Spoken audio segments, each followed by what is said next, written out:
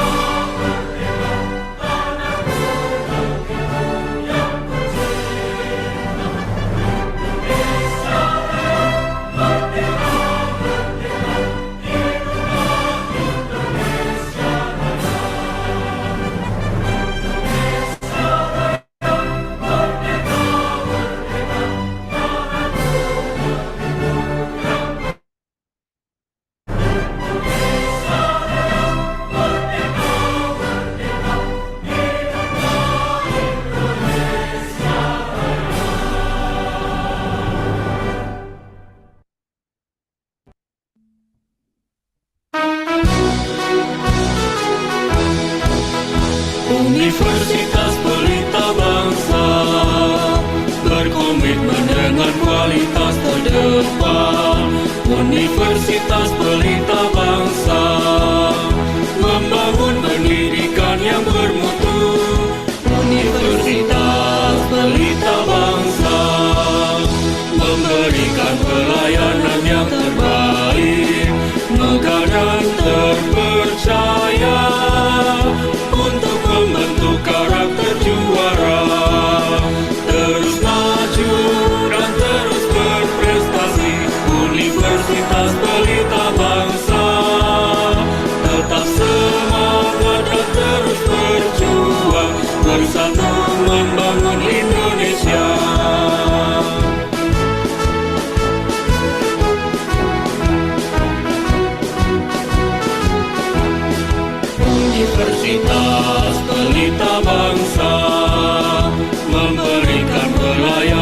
yang terbaik, megah dan terpercaya, untuk membentuk karakter juara.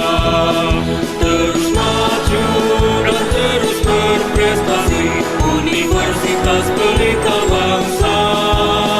Tetap semangat dan terus berjuang, bersatu membangun Indonesia. Bersatu membangun Indonesia.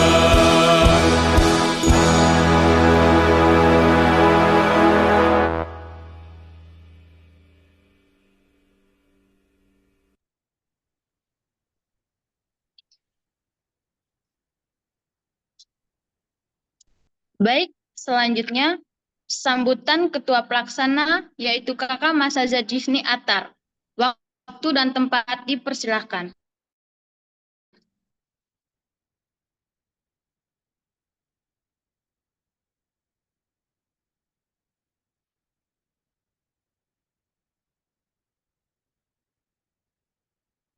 Assalamualaikum warahmatullahi wabarakatuh. Shalom, Om Suatu, Namo Buddhaya, salam kebajikan, salam sejahtera untuk kita semua.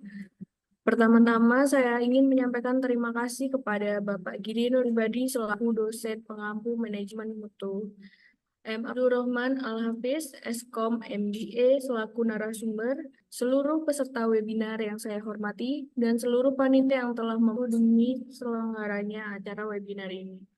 Sebagai Ketua Pelaksana, saya sangat mengapresiasi kehadiran dan partisipasi Bapak dan seluruh peserta dalam acara ini. Semoga acara ini dapat memberikan wawasan baru, pengetahuan dan yang berharga, dan inspirasi bagi kita semua. Demikian sambutan dari saya. Wassalamualaikum warahmatullahi wabarakatuh. Saya serahkan kembali kepada MC untuk kelanjutan acara. Baik, terima kasih kepada Kakak Masaza atas sambutan yang telah diberikan. Selanjutnya, sesi pemaparan materi kepada moderator Kak Anissa Salsabila. Waktu dan tempat dipersilakan untuk membantu acara webinar kita hari ini.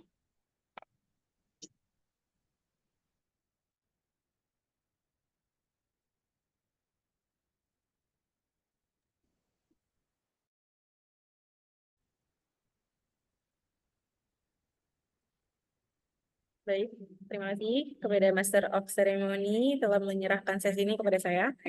Selamat sore semuanya, salam sejahtera, salam swastiastu, namo buddhaya, dan salam kebajikan. Bersama saya, Anissa Salsabila, sebagai moderator yang akan menemani hadirin dan narasumber kita untuk pemaparan materi dengan judul penerapan quality control management pada ID Metafora. Sebelum itu, izinkan saya memperkenalkan dosen pengampu mata kuliah kita, yaitu Bapak Giri Nurpribadi, STP, MM, dan kepada Mas Zaza Jitni Adhar, selaku Ketua Pelaksana Webinar pada siang hari ini. Selanjutnya, perkenalkan narasumber kita dalam acara webinar ini, yaitu Bapak M. Abdurrahman Al-Hafiz, Eskom MBA. Halo Bapak. Ya, halo, selamat siang Pak Giri, Mbak Masada. Terima kasih udah diundang di acara yang luar biasa ini. Baik Bapak, sebelumnya saya akan membacakan biodatanya terlebih dahulu. Biodata dari narasumber kita yang saat ini menjabat sebagai founder dan CEO ID Metafora di PT Metafora Kopra Capital di bidang teknologi dan sistem informasi berbasis di Yogyakarta dan Jakarta. Bapak M. Abdurrahman Al-Hafiz Eskom MBA memiliki keahlian utama yaitu pengembangan model bisnis, negosiasi, presentasi, manajemen, dan pemasaran. Bapak M. Abdurrahman Al-Hafiz Eskom MBA memiliki riwayat pekerjaan pendiri dan CEO ID Metafora sejak 2014 hingga saat ini dengan fokus pengembangan SOP bisnis, manajemen tim dan proyek, serta menjaga relevasi bisnis. Perusahaan ini telah menangani lebih dari 200 proyek sistem informasi untuk klien lokal dan internasional, termasuk pemerintahan dan BUMN. Selain itu, beliau juga memiliki pengalaman sebagai mentor startup di berbagai institusi seperti Backcraft,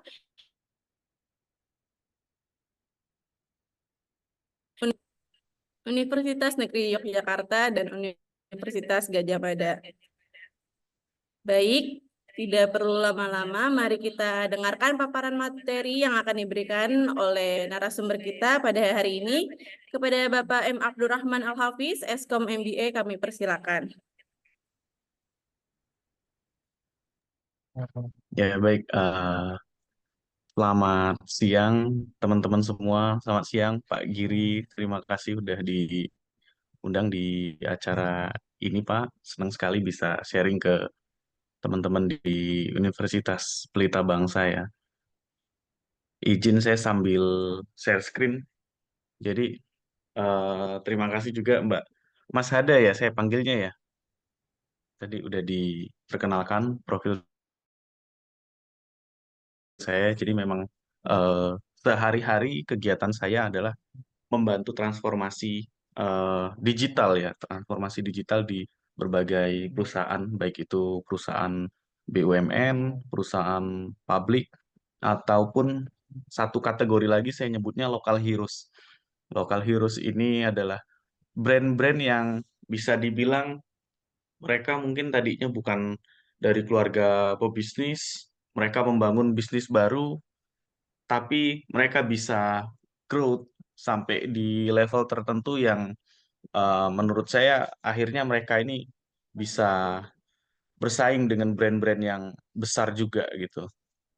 Saya banyak membantu teman-teman yang jualan online, mulai dari contoh nih, ada klien jualan parfum, waktu ketemu kita jualan parfum impor gitu ya, transaksinya baru belasan per hari kayak gitu. Sekarang sudah hampir 1000-an transaksi.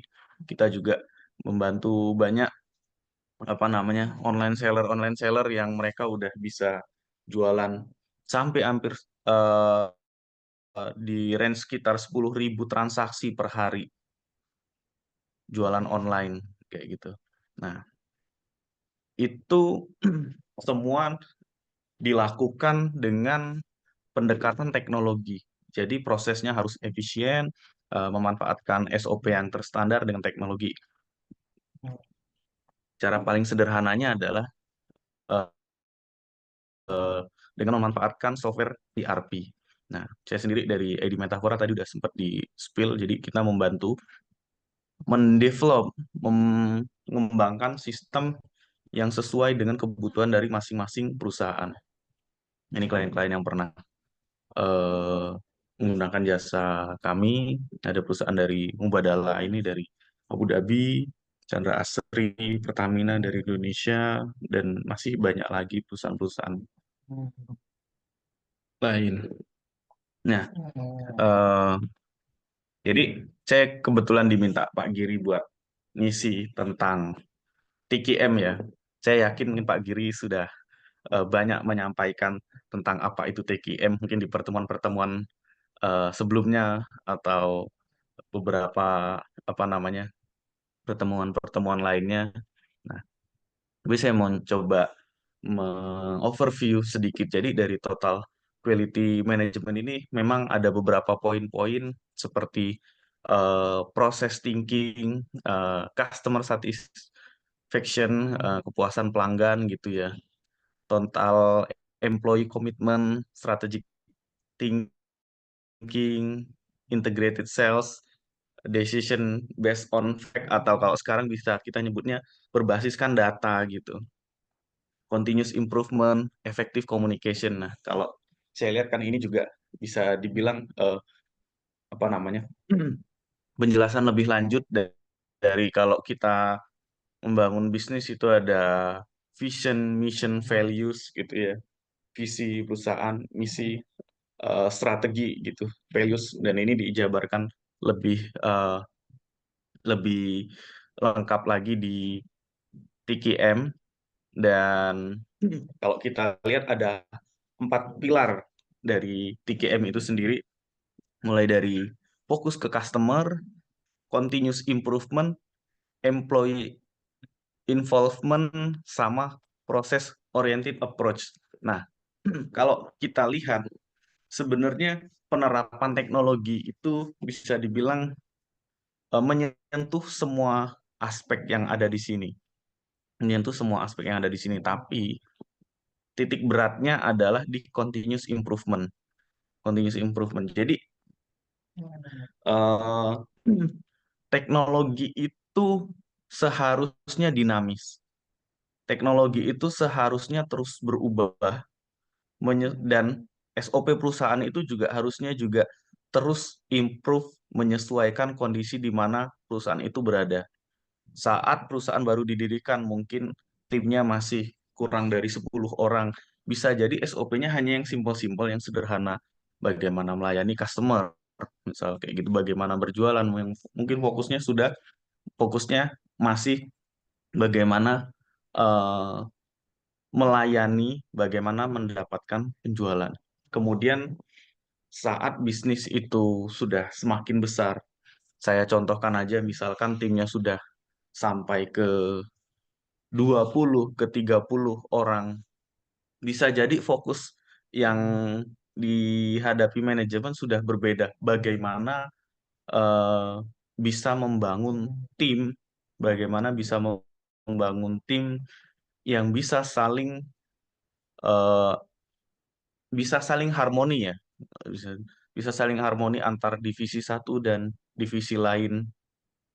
Nah, kemudian juga saat timnya semakin besar lagi, misal 50, kemudian ke 100, saya yakin SOP-SOP-nya sudah harus mulai diubah. Yang tadinya bisa jadi atasan langsung ke staff gitu, bisa jadi sudah perlu ada yang namanya supervisor, manager, dan bisa departemennya juga terus berkembang. Nah, di saya akan fokuskan ke pemanfaatan teknologinya, ke pemanfaatan teknologinya.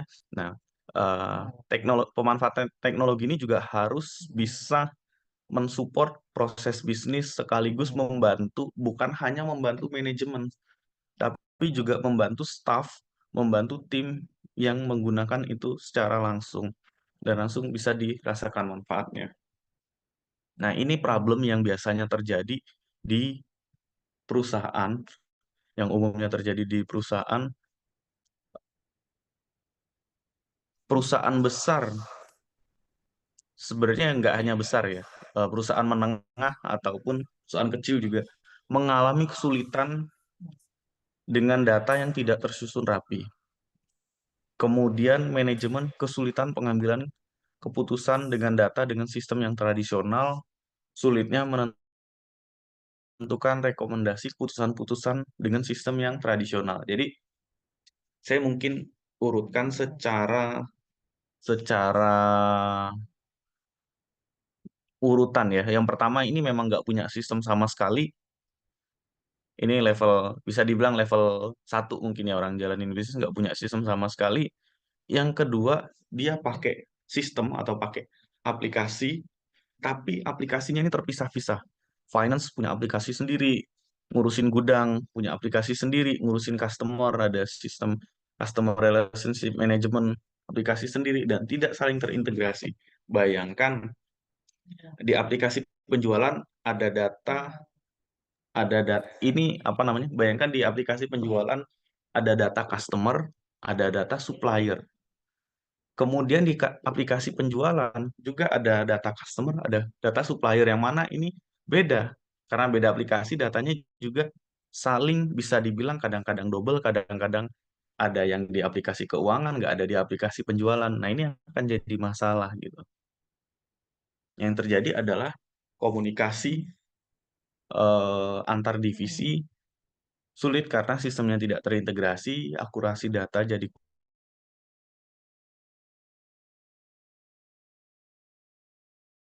kurang, dan pengambilan keputusan nggak bisa cepat. Nah, sistem yang terintegrasi ini saya nyebutnya atau biasa dikenal dengan sistem ERP gitu ya. Nah, dengan sistem ERP ini kita bisa lihat ini contoh contoh implementasi sistem ERP di salah satu eh, klien kami gitu. Ini kita sambil ini ya, biar biar apa namanya, sambil teman-teman kalau ada yang nggak jelas atau apa boleh sambil chat juga gitu biar interaktif aja. Contoh penerapan ERP di perusahaan dagang. Nah, kita pegang klien perusahaan alat kesehatan top 3 terbesar di Indonesia.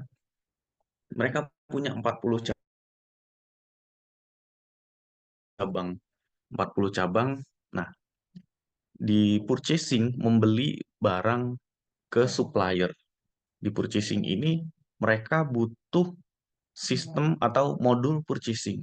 Modul purchasing ini untuk mengelola data pembelian barang, supplier gitu ya, data pembayaran pembelian, dan kalau belinya dari luar negeri, dia juga bisa mantau itu proses pengirimannya sampai ke bea cukainya gitu. Nah, di sistem ini juga kita bisa mantau eh, barang itu sudah sampai mana, misalkan sewaktu-waktu telat, itu masalahnya di mana gitu. Karena begitu kita beli dari apa namanya? Begitu kita beli dari supplier, supplier kan akan menginfokan kapan estimasi barang dikirim. Nah, begitu mereka kirim, kita harus catat juga kapan aktualnya mereka kirim. Ini untuk data. Apakah memang mereka mendeliver sesuai yang dijanjikan.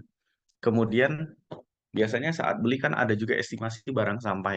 Nah, kita catat di sistem estimasi barang sampainya kapan, dan juga saat barang diterima, kita catat juga aktual barang sampainya kapan. Tujuannya buat apa? Tujuannya buat kita punya data. Kalau sewaktu-waktu kita mau pesan barang tertentu, ya, kalau sewaktu-waktu kita mau pesan barang tertentu, kita tahu supplier mana yang bisa diandalkan. Kadang-kadang memang nggak banyak supplier. Misal alat kesehatan ini perusahaannya hanya beberapa, misal di dunia alat kesehatan tertentu. Kita mau beli, oh berdasarkan data mereka biasanya telat 2 minggu, misal. Ya udah, eh, mungkin kita nggak akan apa namanya, kita nggak akan blacklist supplier tersebut, tapi kita bisa dengan berdasarkan data kita bisa antisipasi. Oh mereka biasanya telat 2 minggu, berarti kita kalau mau pesen, misal mau dipakainya bulan depan, ya berarti untuk pengiriman, anggaplah pengiriman butuh waktu 2 minggu. Ya berarti kita harus sudah pesan dari sekarang. Seperti itu. Nah, ini modul purchasing tadi. Setelah dibeli, orang di gudang ini dengan modul warehouse management system, mereka udah bisa langsung tahu, oh, akan ada barang apa, dari supplier mana, jumlahnya berapa. Dengan sistem, kita bisa membedakan nih. Orang purchasing membeli barang, dia tahu harga dan lain-lain. Tapi orang warehouse nggak tahu, nggak perlu tahu.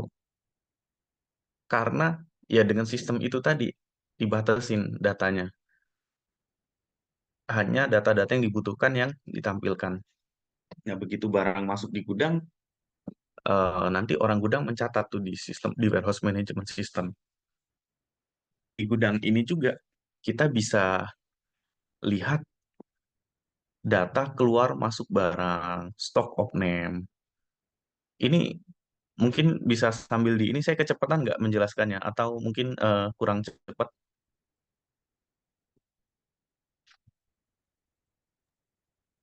bisa sambil di chat ya.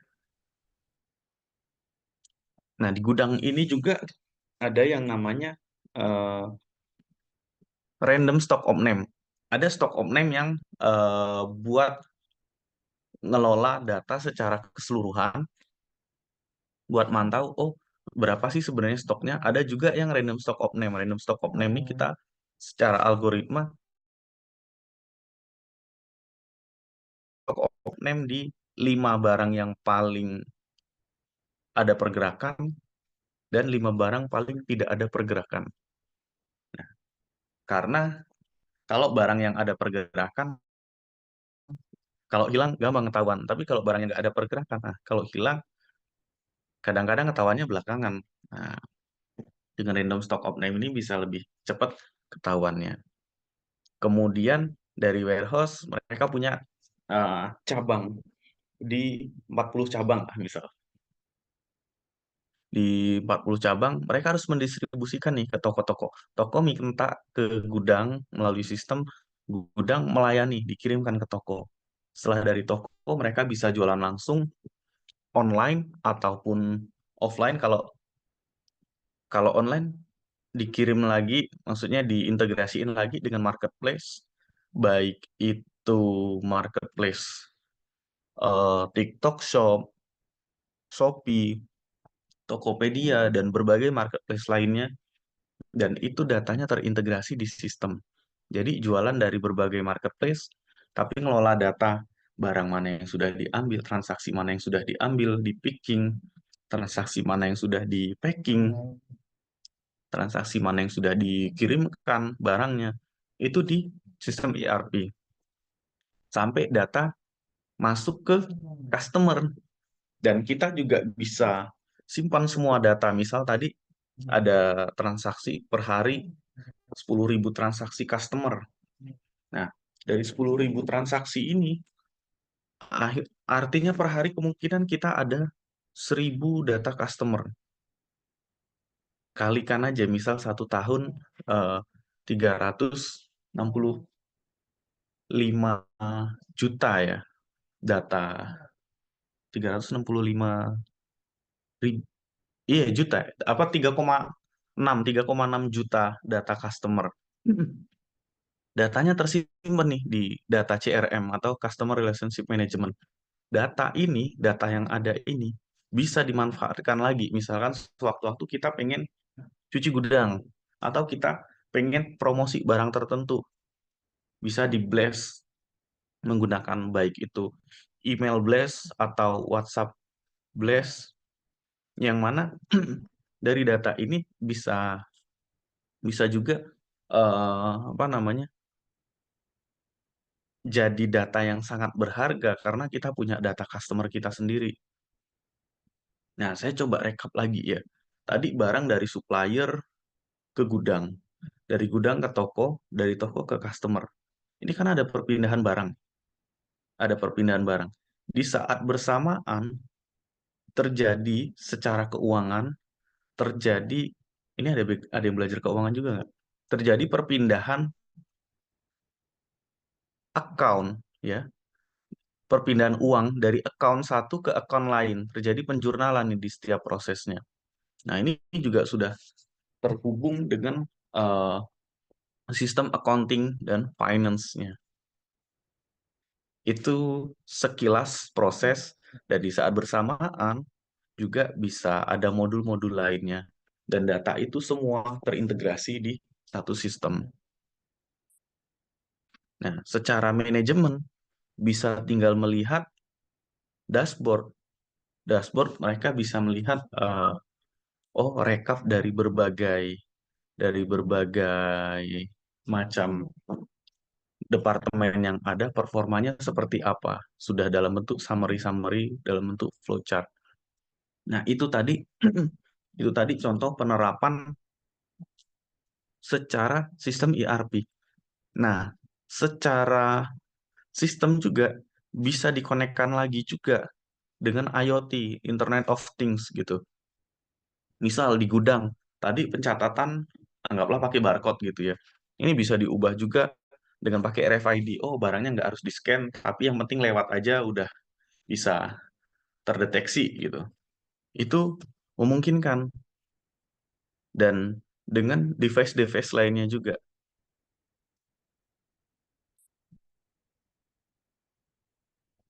Nah, itu yang dilakukan di sistem ERP.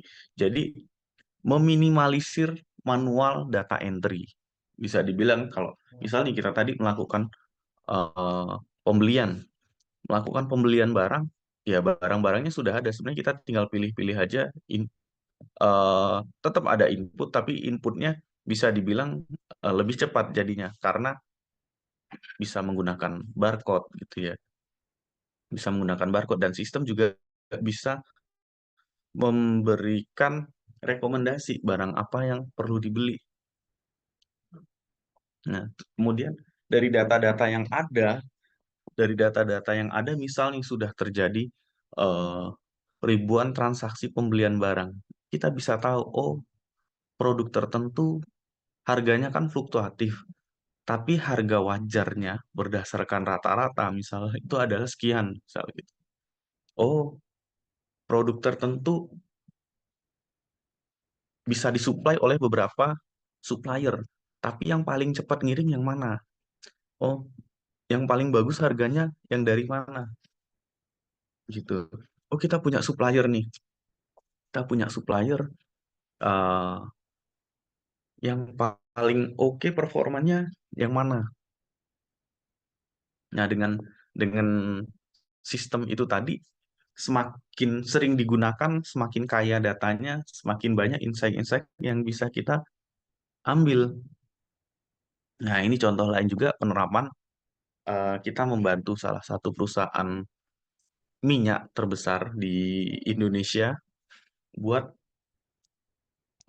membuatkan sistem untuk mendeteksi detak jantung, tekanan darah, oksigen sama apa namanya ya langkah kaki ya. Sebenarnya yang penting ini detak jantung sama tekanan darahnya ini supaya driver-driver yang bawa mobil tangki itu terpantau kesehatannya. Ini untuk meminimalisir kecelakaan. Karena ya kalau mobil tangki kecelakaan kan ini ya apa namanya dampaknya bisa luar biasa, bisa kebakaran, bisa apa. Nah, ini yang diminimalisir.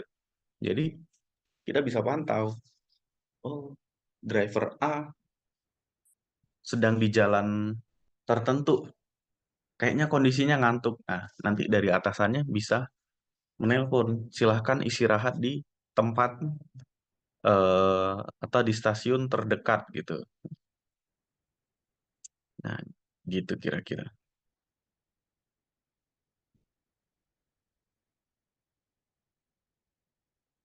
Nah, gimana? Dari data-data yang ada itu tadi bisa juga diolah lagi gitu dengan AI. Nanti AI bisa membantu memberikan saran-saran, memberikan keputusan-keputusan yang bisa diambil. Nah, ini contoh ini penggunaan sistemnya. Nah, kita bisa pantau berbagai, ini contoh ya, contoh dashboard berbagai eh, perkembangan yang ada di perusahaan gitu dalam bentuk chart.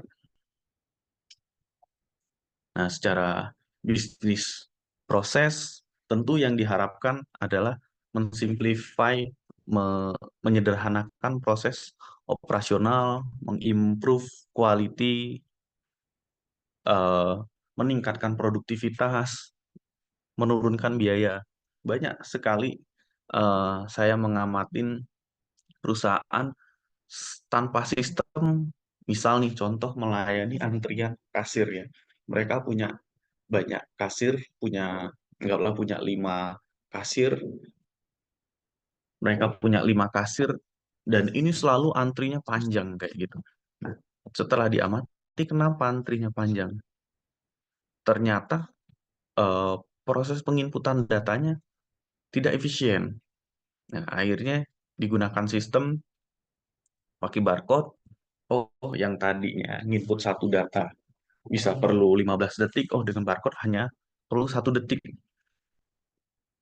Yang terjadi adalah sebenarnya mereka tadi seharusnya sehari bisa rekrut bisa rekrut 15 apa namanya? Bisa rekrut 15 sampai 20 orang karena ada shift-shift kayak gitu ya. Ternyata kasir yang perlu dioperasionalin hanya 2 atau bahkan 1. Artinya dengan sistem karena prosesnya jadi jauh lebih cepat. Yang terjadi adalah efisiensi biaya yang tadinya mereka perlu bayar banyak karyawan, jadi perlu hanya sedikit karyawan dibantu dengan sistem dan integrasi data ini tadi ya. Nah, untuk implementasi ERP, kita juga mesti mempersiapkan seperti apa strukturnya. Seperti tadi saya sampaikan contoh di kasir, tanpa tanpa sistem perlu banyak sekali orang, tapi ya dengan sistem bisa jadi secara strukturnya bisa berubah. Bagaimana komunikasinya, kemudian sistem ya prosedurnya seperti apa. Nah, sebelum membuat sistem ERP perlu juga didefinisikan bisnis prosesnya, idealnya seperti apa. Kemudian style dari leadership itu sendiri sangat eh, sangat dibutuhkan kepemimpinan yang cocok untuk melakukan transformasi atau implementasi teknologi di suatu perusahaan. Perusahaan inti yang bisa saya sampaikan adalah komitmen ya. Begitu pimpinan itu memang berkomitmen penuh untuk implementasi teknologi di suatu perusahaan, saya melihatnya ke bawahnya biasanya akan mengikuti. Tapi kalau dari leadernya kurang begitu apa namanya, kurang begitu memiliki komitmen atau maunya apa namanya, oh terima mudahnya, biasanya implementasinya akan menemui banyak tantangan. Kemudian kesiapan staff, nah staff ini juga sebenarnya saling didorong lah dari leader, mendorong atau menyemangati staffnya supaya bisa melakukan transformasi, supaya mereka ini harus sama-sama paham manfaatnya. Begitu mereka sama-sama paham manfaatnya, implementasi ERP ini akan lebih mudah. Kemudian skill yang dibutuhkan, ya tentu ada apa namanya, ada skill-skill yang dibutuhkan, ya harus bisa beradaptasi lah dengan teknologi. Dari yang tadinya terbiasa manual, ya ini harus bisa mengoperasikan komputer, menggunakan sistem, dan strategi gimana implementasinya, bagaimana menerapkan, eh, bagaimana membuat timelinenya, bagaimana mendelivernya. Contoh deliver ERP itu bisa jadi dalam satu perusahaan langsung menerapkan total berubah, contoh 10 modul ya, dari purchasing, warehouse, store, eh, finance, accounting, CRM, legal, project management, business intelligence, sampai ke data legal misal kayak gitu. Nah, ini bisa langsung implementasi secara berbarengan. Tapi apa namanya? Ada cara lain juga mungkin yang bisa lebih lebih soft implementasinya. Implementasi secara bertahap. Ya, misal, oh yang purchasing dulu, purchasing sudah oke, 2 bulan berikutnya di warehouse kita implementasi. Di warehouse sudah oke, di finance kita implementasikan. Nah, ini akan sangat bergantung dengan kesiapan dari perusahaan. Karena harus diakui kadang-kadang perusahaan ada yang punya tim yang backup, yang bisa membackup, artinya ada operasional berjalan, ada tim lain yang bisa melakukan inovasi-inovasi atau testing-testing hal baru. Tapi ada juga perusahaan yang mungkin nggak punya resource seperti itu, artinya ya timnya bekerja semua, harus melayani customer semua, harus melayani proses-proses yang ada semua. Artinya minim waktu buat melakukan uji coba hal-hal baru. Nah, ini bisa dilakukan secara bertahap. Nah, itu tadi apa namanya? eh ini faktor-faktor yang apa namanya? Yang perlu disiapkan juga, bagaimana visinya, skupnya juga harus jelas, timelinenya harus ditentukan, bagaimana kita mengintegrasikannya, dan sampai ke bagaimana proses buat mengeksplor, oh setelah kita implementasi kira-kira next apa lagi nih, next apa lagi nih. Karena implementasi sistem itu nggak akan ada habisnya sebenarnya. sangat menyesuaikan. Oh, begitu perusahaan terus membesar,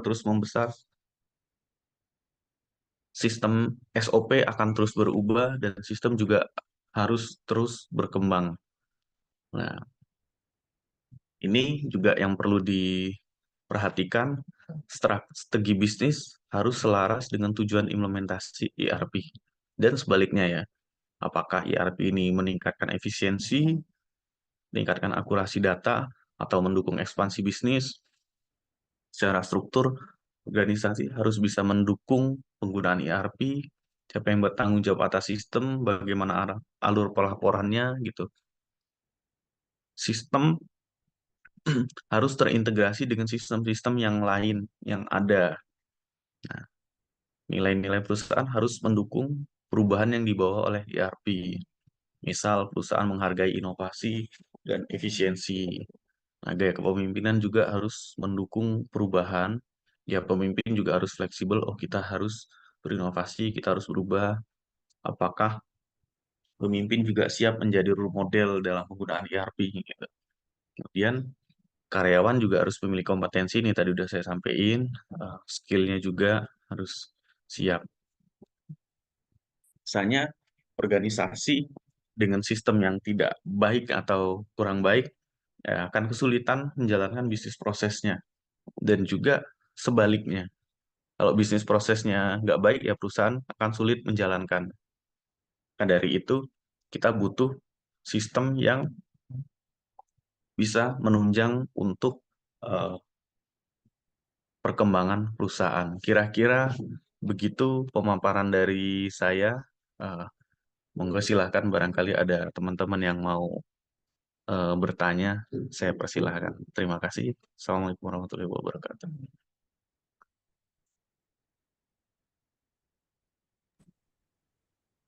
Terima kasih Bapak. Luar biasa sekali materi yang telah diberikan oleh Bapak M. Abdurrahman Al-Hafiz, Eskom MBA. Kita telah mendapatkan banyak wawasan yang berharga. Sekarang kita lanjutkan ke sesi tanya jawab. Kami persilakan kepada hadirin untuk memberikan pertanyaan. Pertanyaan boleh diberikan melalui kolom komentar chat atau interaksi secara langsung kepada narasumber dengan cara klik tombol raise hand yang tersedia pada Zoom. Nanti teman-teman yang raise hand akan diberikan akses agar bisa di-unmute oleh panitia. Baik teman-teman yang ingin bertanya dipersilakan.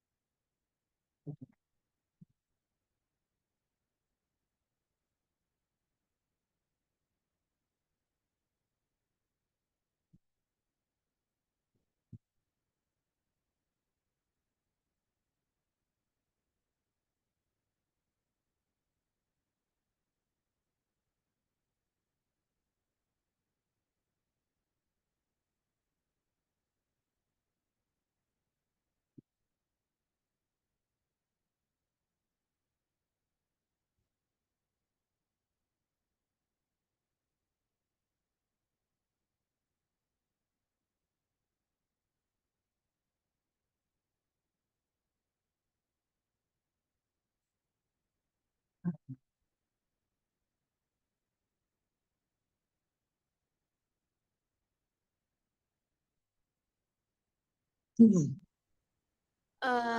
saya mau bertanya, Pak. Iya, silahkan Mbak Sela ya. Ya. Apa sih, Pak, keuntungan mengintegrasikan CRM atau Customer Relationship Management dengan ekosistem ERP?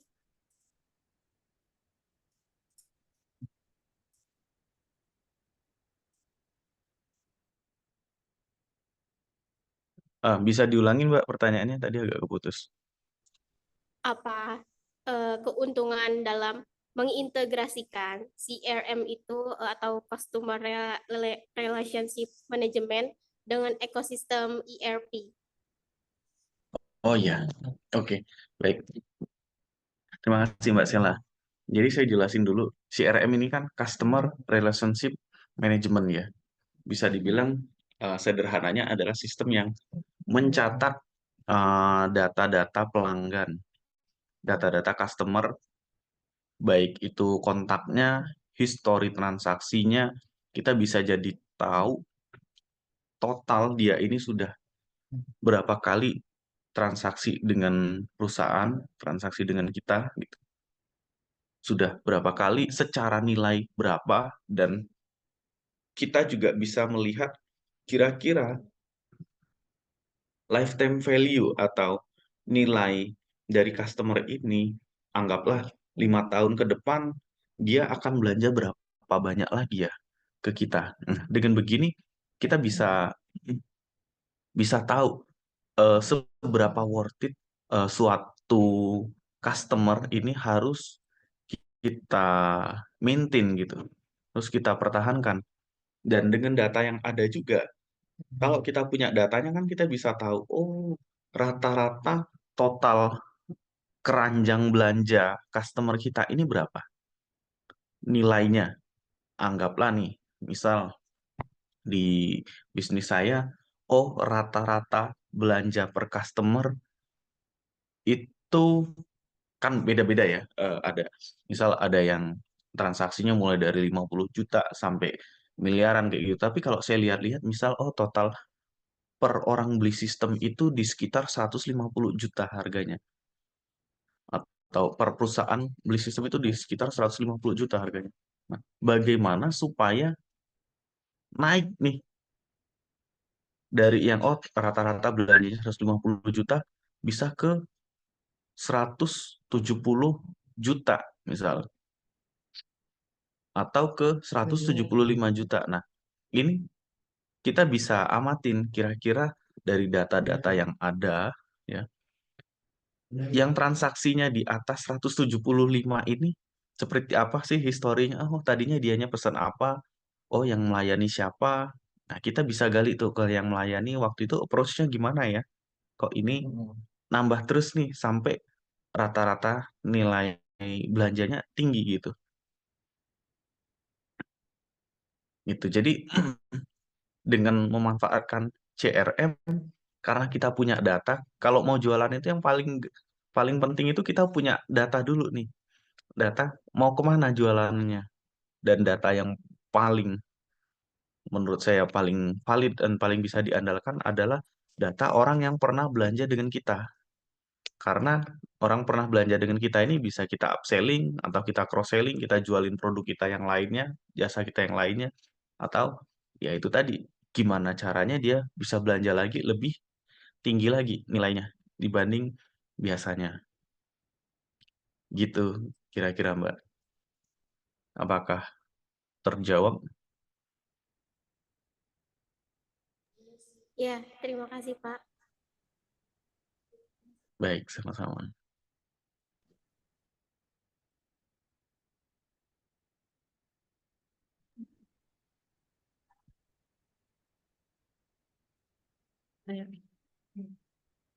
Baik Pak, di sini ada pertanyaan dari teman kita, yaitu Siti Zubaidah. Di sini ingin menanyakan, dalam tren media sosial dan konten digital semakin dominan dan dalam kehidupan masyarakat Indonesia. Dengan banyaknya platform dari influencer yang mempengaruhi opini dan perilaku, banyak perusahaan mulai memanfaatkan media sosial untuk membangun brand awareness ya, dan meningkatkan engagement dengan pelanggan. Maka pertanyaannya, dengan ID Metafora dapat membantu perusahaan dalam menerapkan TQM untuk meningkatkan kualitas konten digital dan engagement dengan pelanggan di media sosial. Bagaimana Pak? Pertanyaannya, bagaimana ID Metafora dapat membantu perusahaan dalam menerapkan TQM untuk meningkatkan kualitas konten digital dan engagement dengan pelanggan di Di media sosial media ya? Oke. Baik. Pertama, saya mungkin jelaskan dulu bahwa ID Metafora ini lebih ke perusahaan pembuatan software, ya. Pembuatan software berbeda dengan perusahaan digital agency yang fokusnya adalah mengelola sosial media atau digital marketing gitu ya, Mbak ya. Kalau yang ditanya ID Metafora, bagaimana ID Metafora dapat membantu perusahaan dalam menerapkan TQM untuk meningkatkan kualitas konten dan digital. Ya, menurut saya kalau ngomongin apa namanya, ya pertama kalau yang ditanya ID Metafora tidak melayani jasa itu. Pertama. Nah, yang kedua, kalau ditanya bagaimana ningkatin kualitas konten dengan TQM, ya menurut saya yang perlu disiapkan adalah SOP-nya. SOP-nya, contoh ya kita ngomongin sosial media, bagaimana meningkatkan branding mungkin gitu ya intinya. Jadi apa namanya, eh yang bisa kita bantu secara sistem adalah kita kebetulan ada membantu memanage atau membuat sistem untuk mengelola data KOL. Kalau sekarang itu kan Key Opinion Leader ya atau influencer. Jadi perusahaan-perusahaan mengendorse ke influencer mana saja. Nah, kita buatkan di sistem, kita tinggal input, oh ini link postingannya. Sistem kita langsung menghitung. Sistem kita langsung menghitung berapa views-nya, berapa engagement-nya, like, komennya, berapa. Kita kan bayar ya buat ngendorse. Berapa yang kita bayarkan dan berapa views, itu jadi tahu, oh berapa harga per views-nya kalau dikalkulasikan. Nah, itu kita bisa membantu seperti itu. Nah, kalau meningkatkan kualitas konten, ya tentu harus ada SOP kontennya kayak gitu ya. SOP kontennya, misal kita mau mendeliver brandnya apa, mendeliver poin apa, nah mesti disiapkan kontennya harus bagaimana, kualitas kontennya harus seperti apa, yang menyampaikan harus siapa. Nah, yang menyampaikan ini untuk meningkatkan brand, memang ada perlu beberapa orang. Yang pertama adalah expertnya itu siapa. Expertnya misal kita mau jualan skincare contoh. Ya, harus ada expert. Expert ini artinya seperti dokter atau spesialis kesehatannya yang bisa memberikan opini, itu siapa. Kemudian KOL-nya ini siapa, eh, apakah influencernya siapa yang cocok, sama kualitasnya yang pengen dicantumkan. Kualitas ini juga menyangkut dengan apa namanya targetnya. Kadang-kadang produk-produk tertentu memang harus high quality, tapi produk-produk lain belum tentu harus high quality gitu ya.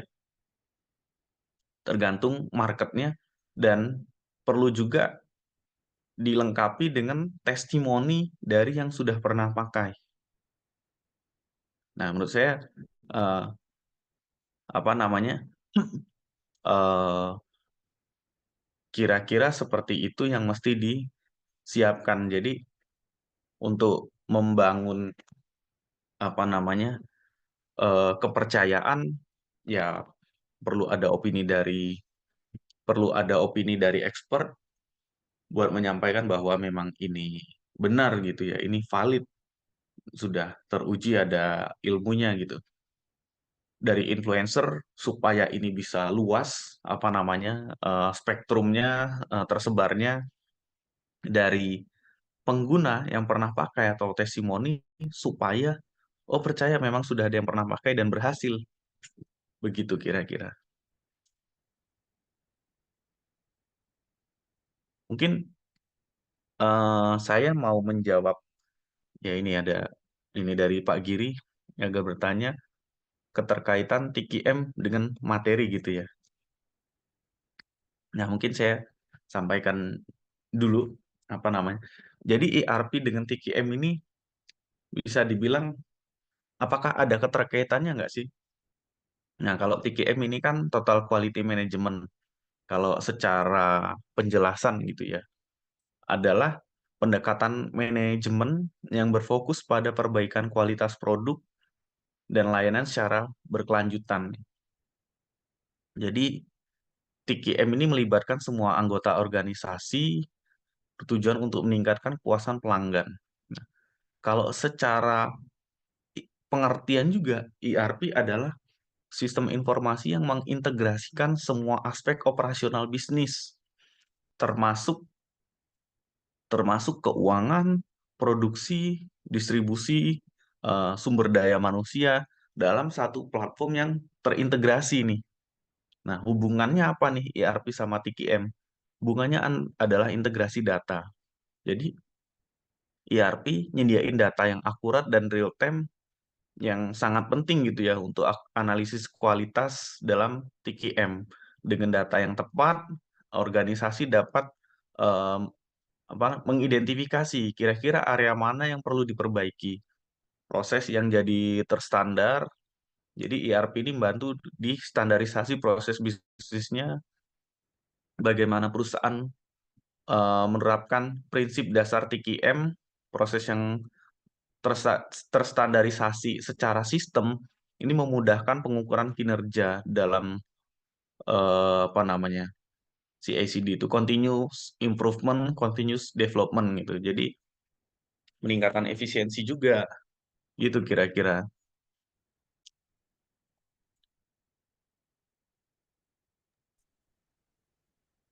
Baik, terima kasih Pak. Ada satu pertanyaan lagi, yaitu dari Mas Reza. Ini ID Metafora kan bergerak di bidang pembuatan software di era yang lebih maju saat ini. Apakah penjaminan mutu yang digitalisasi dapat mengambil alih manusia sebagai tenaga kerja?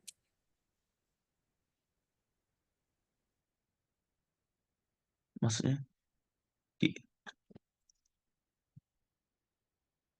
di era yang lebih maju saat ini, apakah penjaminan mutu yang didigitalisasi dapat mengambil alih? Oke. Ini fokus ke penjaminan mutu ya. Fokus ke penjaminan mutu. Tentu secara, kita ngomongin kalau secara manualnya, yang dianggap bermutu atau tidak bermutu tentu ada faktor-faktornya. Ya. Ada faktor-faktor checklistnya lah, apa yang dianggap kriteria-kriterianya. Nah, dengan teknologi, apa namanya, bisa dibilang dengan data yang ada tadi, kita bisa lihat tuh, kira-kira, oh metriknya apa ya yang pengen kita ukur. Apakah, ya ini mungkin saya sambil share lah.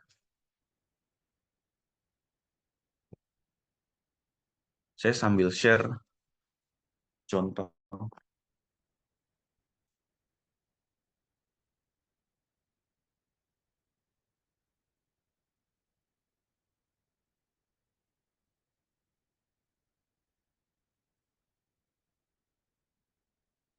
Ini salah satu contoh sederhana aja. Kalau kita pengen tahu sebenarnya apakah suatu, tadi kan pengen tahu mutu. Ini contoh di data perusahaan aja misal. Saya pengen tahu tim mana yang bagus, mana yang nggak bagus. Ya ini contoh aja misalnya. Nah saya tinggal lihat nih. Oh mana ya kinerja poin berdasarkan yang paling tinggi performance-nya. Oh kita punya target harian 45 poin. Oh ini ada yang mencapai 48 poin nih. Misal saya lihat nih. Oh ini ada yang punya target poin 48, dia baru mencapai 44 poin. Nah, bisa dibilang ini kan kalau tanpa sistem, kita harus mengamatinya secara manual ya. Nah, dengan sistem, saya bisa tahu. Oh, secara kualitatif, dia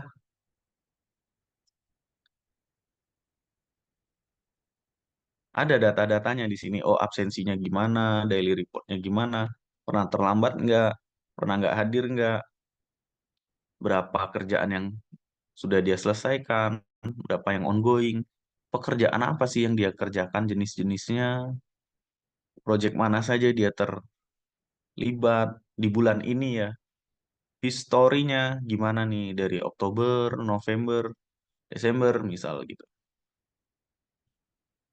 Nah, secara kualitatif, secara detailnya ada data-datanya juga di sini. Nah, data-data kualitatif ini yang membentuk data kuantitatif di atasnya.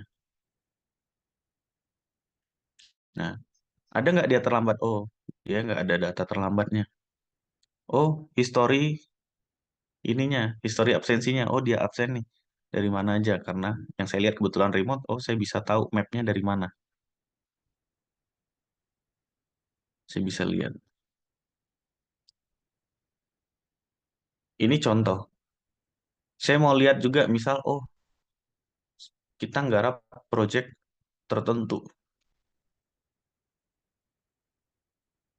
Kita nggarap project website misal. Oh, siapa saja yang terlibat? Dari yang terlibat ini, apa namanya? eh Dia terlibat berapa hari, bisa kita lihat dia mengerjakan apa, dan setiap jenis pekerjaan sudah distandarisasi, yang mana pada akhirnya kan dia akan melihat eh, standar gaji per bulan ya. Tapi apa namanya, kita bisa lihat juga, oh di setiap project kan dia nggak ngerjain semua sebulan. Bisa jadi di project tertentu, oh hanya beberapa hari atau hanya beberapa jam. Dan itu kita bisa ukur. Kita bisa ukur berapa nilai yang dia kerjakan itu per pekerjaannya. Karena standar bakunya sudah kita buat, nah, dan dia sudah punya standar gaji juga. Standar gaji kan, ini contoh saja, saya kasih gambaran. Contoh saja, gaji dihitung dari gaji pokok. Kalau gaji pokok kan berdasarkan dia yang penting hadir, gitu ya. Dia akan dapat, misalkan gaji pokoknya 50%, ya 50% dibagi jumlah kehadiran. Tapi ada lagi berdasarkan kinerja. Kalau dia mencapai kinerja tertentu, dia mencapai target poin harian 3 poin misal. Nah, dia akan dapat nih, oh 50% gajinya. Tapi kalau nggak tercapai, anggaplah dia hanya tercapai 90% dari target, ya dia akan dibayar sesuai kinerjanya. Nah, itu kita bisa lihat juga secara kinerja tadi dia nggarap apa saja gitu. Nah, misal nih, saya contoh,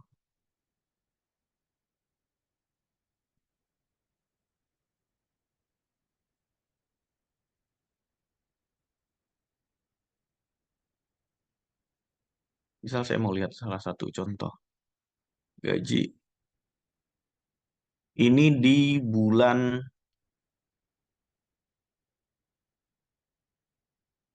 November misal.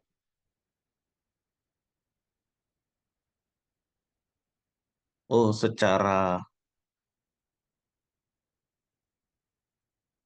secara analisa ya, maksudnya secara analisa, oh gaji pokoknya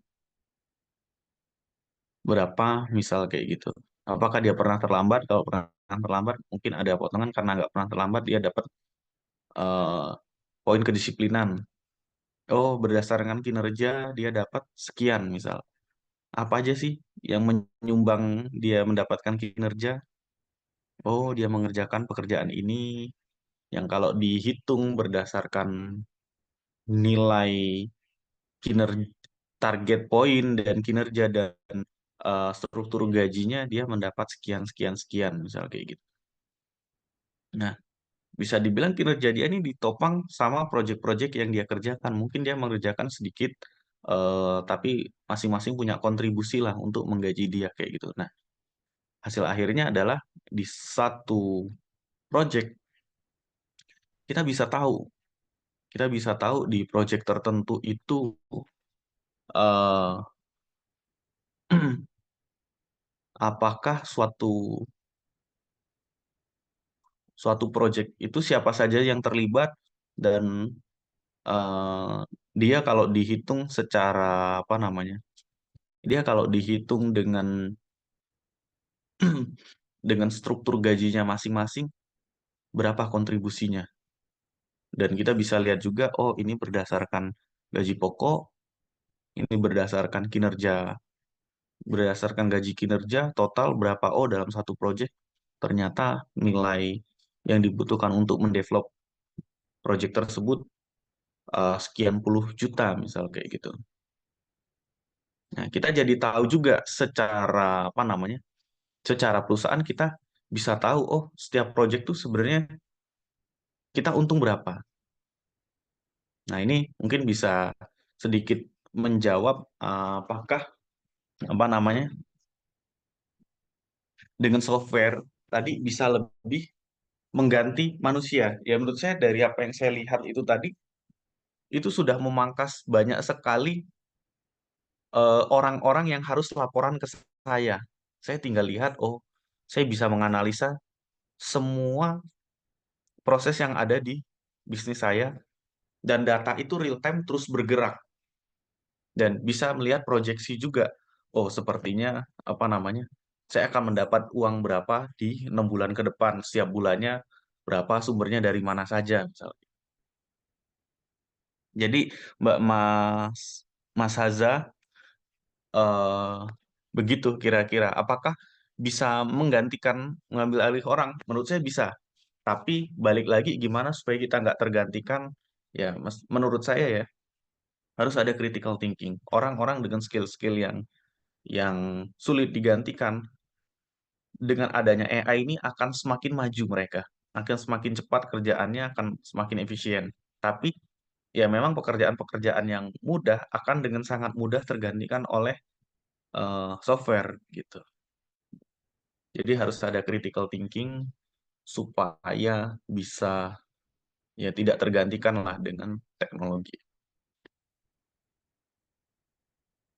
Terima kasih, Pak.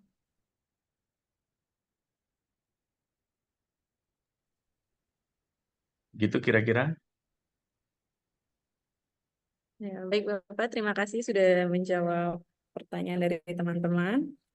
Sesi pertanyaan saya tutup ya Pak. Semoga Baik. ilmu yang kita dapat pada webinar hari ini dapat bertambah dan bermanfaat untuk kita semua. Sedikit kesimpulan yang bisa saya sampaikan yaitu ID Metafora sebagai pengembang sistem ERP membantu perusahaan mengatasi masalah dalam mengelola data dan mengambil keputusan, yang dimana sistem integrasi ERP berfokus pada pemanfaatan teknologinya, yang dimana teknologi bisa membantu dalam mengolah manajemen, pemasaran, staf. Seperti masalah pada perusahaan, data berantakan dan sulit diakses, keputusan sering terlambat karena sistem lama tidak mendukung, ada divisi dalam perusahaan sulit saling komunikasi karena sistemnya tidak terhubung. Solusi yang ditawarkan oleh ID Metafora yaitu dengan sistem ERP adalah suatu sistem integrasi yang menghubungkan semua kebutuhan perusahaan seperti keuangan, gudang, penjualan, dan lainnya. Sistem ini membuat data real time lebih akurat dan sesuai divisi. Semua divisi bisa terhubung dengan mudah. Selanjutnya, saya akan serahkan sesi ini kepada MC, kepada Kakak Yohana, dipersilakan. Terima kasih.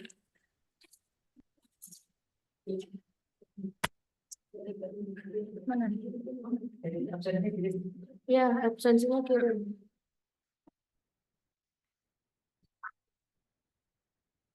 Udah kan? Baik. Terima kasih banyak kepada Kakak Salsabila yang telah membantu seminar kita hari ini.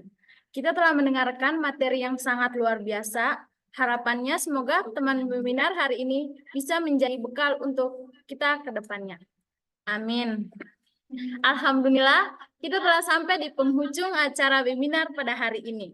Terima kasih kepada Pak Giri Supribadi, STP MM, selaku dosen pembimbing mata kuliah Total Quality Management, dan terima kasih banyak kepada Bapak M. Abdurrahman Al-Hafiz, Eskom MBI, selaku narasumber yang luar biasa mengisi acara di sore hari ini dan telah membagi ilmu kepada kami semua. Saya mewakili panitia yang bertugas pada hari ini mengucapkan mohon maaf apabila ada salah kata penyampaian materi yang telah diberikan. Terima kasih kepada teman-teman yang sudah meluangkan waktu untuk bergabung dan mengikuti webinar hari ini. Baik, webinar hari ini sudah selesai. Terima kasih untuk kita semua. Wassalamualaikum warahmatullahi wabarakatuh. Waalaikumsalam warahmatullahi wabarakatuh. Terima kasih banyak Pak Giri sama Terima kasih teman-teman semua. Bapak.